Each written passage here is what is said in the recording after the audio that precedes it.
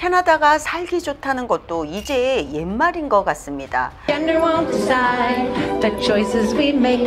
Some boys like dressing up, some girls like catching snakes. This is our country. We are owner of Canada. Go back to Europe. Go back to England.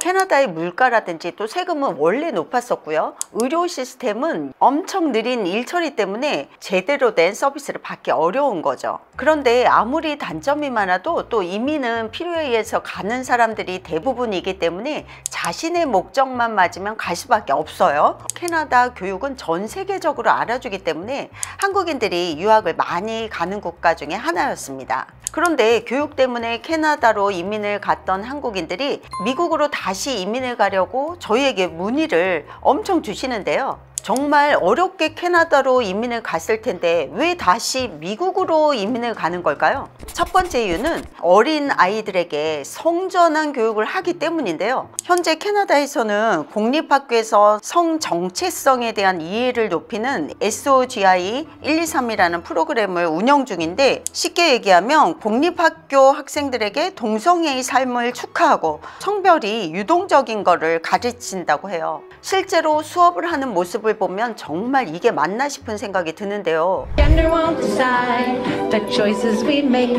Some boys like dressing up, some girls like catching snakes. 미적인 게 아니라 정신적인 어떤 고통이 있으면 성전환 하는 것도 이해는 돼요.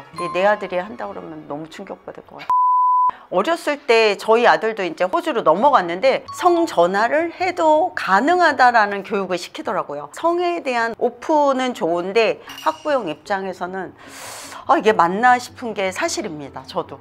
미국도 저런 교육을 진행하고 있어요 라고 말씀하시는 분들이 있을 거거든요. 맞습니다. 그래서 미국도 성전환하는 사람들이 늘어나면서 퀴어 축제도 활발하게 하고 있었고, 어느 주를 가도 레인보우 플래그를 쉽게 찾아볼 수 있어요. 근데 미국에서 트럼프가 다시 한번 대통령이 되면서 큰 바람을 불었죠. 정부 차원에서 남성과 여성 두 가지 성별만 인정하겠다고 공식적으로 발표했는데요. 18세 미만에 대한 성전환 수술과 호르몬 요법에 대한 것을 중단하는 행정명령에 서명을 했고요. 트랜스젠더의 군 복무를 금지하는 행정명령에 서명을 했습니다. 일론 머스크가 트럼프를 지지했던 그 이유 중에 하나가 그의 아들도 16세 때 성전환 수술을 하면서 자신은 아들을 잃었다는 말을 한 적이 있었어요.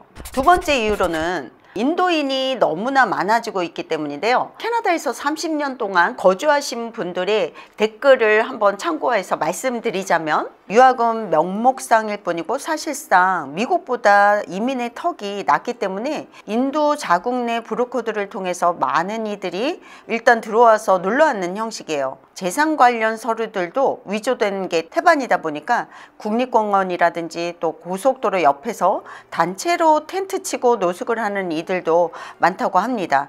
공공장소에서의 무질서함과 또 소란을 피우는 것은 기본이고, 던다스 스퀘어에 모여서 매일 단체로 춤판과 또 소란을 피우는 건 일상이 되고 있죠.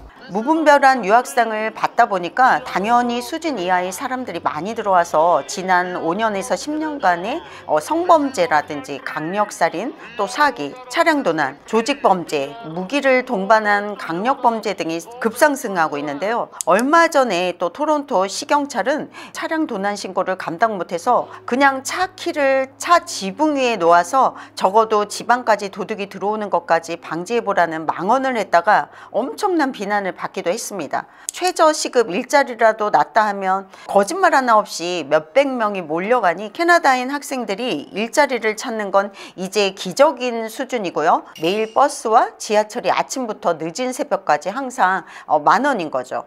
그래서 캐나다인들이 10년 전까지만 하더라도 이민자의 나라라는 것에 큰 자부심을 가지고 있었는데, 여기 있던 30년 동안 처음으로 범국민적인 이민자 배타심을 보고 있다고 하네요. 마지막으로 세 번째는 대학 등록금이 저렴한 것도 아닌데 캐나다 내에서 취업을 하고 싶은 기업이 뚜렷하게 없기 때문에 결국 미국으로 넘어간다는 점인데요. 프린스턴이라든지 하버드, 예일, 누구나 알만한 대학에서 만약에 졸업을 했다 그러면 우리의 자녀들은 취직 걱정은 거의 안 해도 된다는 거. 미국 같은 경우는 우리가 누구나 알 수 있는 전 세계적인 기업, 아마존 벤더슨이라든지 구글이라든지 페북 뭐 이런 회사들이 많은데요. 캐나다는 실제로 우리가 알만한 기업은 없어요. 그리고 엔지니어나 뭐 IT 쪽이다라고 하면은요, 캐나다는 최저임금이고 미국 같은 경우는 최고의 시급을 받는 거죠. 물론 미국의 유학 비용도 절대 만만치는 않아요. 그런데 오히려 캐나다보다는 저렴하게 유학 생활을 할 방법이 존재합니다. 바로 투자 이민을 활용해서 미국으로 이민을 가면 된다는 점인데요. 처음에는 10억 정도의 금액을 지출하게 되지만 소멸성 비용이 아닌 투자 비용이기 때문에 나중에 높은 확률로 원금 상환을 받을 수도 있고 거주 문제도 해결할 수 있기 때문에요. 렌트 비용도 나가지 않습니다. 또한 영주권을 취득하면 유학을 할 때 여러 가지 지원을 받을 수가 있기 때문에 더 저렴하게 공부도 가능하죠. 제일 중요한 건 트럼프가 대통령으로 당선되면서 영주권 취득이 정말 용이해졌다는 점인데요. 미국 영주권을 취득해서 유학을 가시고 싶거나 또 이민을 가고 싶은 분들은 고정 댓글로 링크 남겨놨으니까 클릭해 주시면 원하시는 정보를 얻을 수 있습니다. 저는 다음 영상에서 또 뵙도록 하겠습니다. 감사합니다.